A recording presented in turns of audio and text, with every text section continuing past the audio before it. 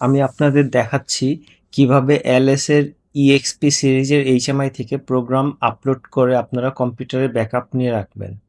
এর জন্য আপনাদের প্রয়োজন হবে মিনি ইউএসবি কেবল এবং এক্সপি বিল্ডার এই সফটওয়্যারটি।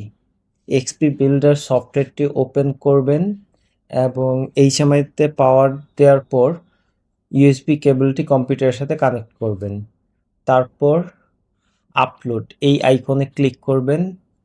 এখান থেকে সেটিংসে যেয়ে আপনারা পোর্টটা ইউএসবি সিলেক্ট করে দিবেন। এখানে ইথারনেট আছে, RS-232 আছে। আমরা যেহেতু ইউএসবির মাধ্যমে প্রোগ্রাম আপলোড করব, তাই ইউএসবি সিলেক্ট করে ওকে দিব। তারপর হচ্ছে প্রজেক্টটি কোথায় সেভ করবেন, ব্রাউজ করে একটি লোকেশন দেখিয়ে দিবেন এবং এখান থেকে আপনাদের 2 রকমের অপশন আছে। প্রজেক্ট ফাইল আপনারা কি ব্যাকআপ নিতে চান। তো আমাদের মেইনলি এই প্রজেক্ট ফাইলটা ব্যাকআপ নেওয়ারই প্রয়োজন হয়, তাই এটা সিলেক্ট করবেন। করার পর আপলোডে ক্লিক করবেন। আমি যেহেতু আগে একবার আপলোড করছি, তাই এই মেসেজটা আসছে।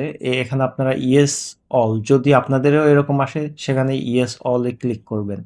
এখানে আপনারা প্রজেক্টের সবকিছু পেয়ে যাবেন এবং স্ক্রিনে ক্লিক করে আপনারা প্রজেক্ট ফাইলটি দেখে নিতে পারবেন ভিতরে কি কি স্ক্রিন আছে। তো আজকে এটুকুই। ধন্যবাদ সবাইকে।